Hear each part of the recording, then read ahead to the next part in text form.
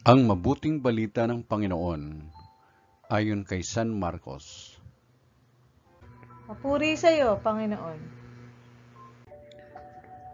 Isang araw ng pamamahinga, naparaan si Jesus at ang kanyang mga alagad sa tabi ng preguhan. Habang daay, nangingitil ng uhay ang mga alagad.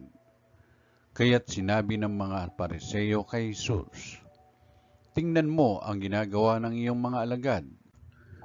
Bawal yan kung araw ng pamamahinga."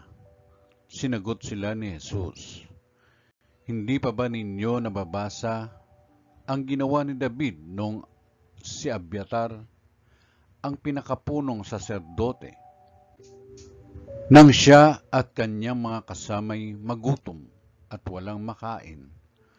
Pumasok siya sa bahay ng Diyos at kumain ng tinapay na handog ng Diyos.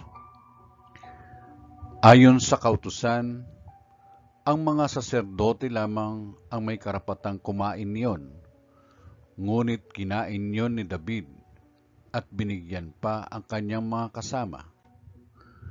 Sinabi pa ni Jesus, "Itinakda ang araw ng pamamahinga para sa kabutihan ng tao. Hindi nilikha ang tao para sa araw ng pamamahinga. Kaya't maging ang araw ng pamamahinga ay nasa ilalim ng kapangyarihan ng anak ng tao." Ang mabuting balita ng Panginoon.